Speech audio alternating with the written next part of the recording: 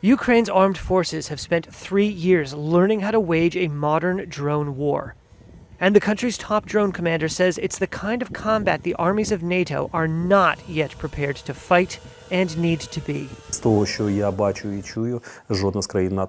what I see and hear, not a single NATO army is ready to resist the cascade of drones now. Colonel Vadym Sukharevskyi says Ukrainians have watched drone warfare advance in leaps and bounds. Over the course of 3 years since Russian forces invaded, Ukrainians have been forced to learn both how to use drones to counter Russia's overwhelming advantage in manpower and how to confront barrages of so-called suicide drones carrying explosive warheads launched at their cities and critical infrastructure. In an uneven fight, Ukrainian forces have used drones to pinpoint enemy positions and foil their ambushes. If it had not been for drones, everything would have been a lot worse. Drones are the tool which gives us an asymmetrical response.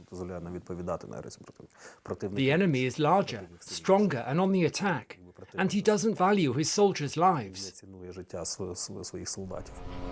But Russia's use of drone warfare has shown just how difficult it can be to stop an enemy with an armada of cheap and deadly unmanned aircraft.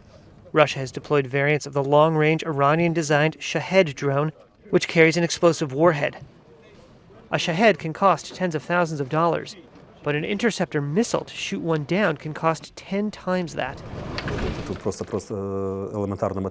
It's just elementary mathematics. How much does a missile that shoots down a Shahed cost? How much does a Shahed cost? How much does it cost to deploy a ship, a plane, and an air defense system to fire at it? A Shahed drone is not a solution for all difficulties. It's not a dogma. There will be tens or hundreds of such drones, and it will develop because of this war. Russian attacks on Ukraine, often numbering more than 100 drones, have become a regular occurrence. On Wednesday, residents of the city of Odessa were bombarded by a Russian drone attack. One woman who gave only her first name said more and more of the drones were getting through the air defenses. In the beginning of the war, more drones were being shot down. It has been scary, but we felt like we were protected. Now they're falling on our heads like flies. They exploded around the house. Our house was completely blown out. One of the Shaheds hit the house directly. Colonel Sukharevsky's warnings come as some NATO members in Europe ramp up defense spending to prepare for war, should the Ukraine conflict drag on or escalate. With U.S. support for Ukraine and Europe wavering, those efforts have intensified. This recent statement by the Ukraine commander about taking warfare onto a more technology front, i.e. the use of drones, which we've seen being used prolifically on the battlefield, this does add an entirely brand new dimension to how war could be waged. Is Europe prepared for it? I don't think anybody is necessarily prepared for it.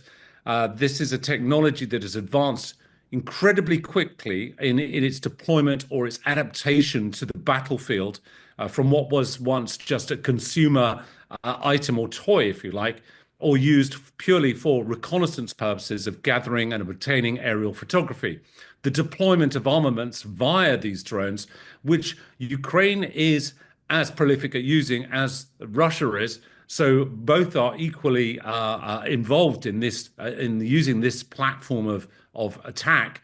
One also has to say this could be utilized not only on a battlefront, but also could be utilized by terrorists. So it really increases the dimension of risk that we all potentially face over and beyond the potential threat of World War III.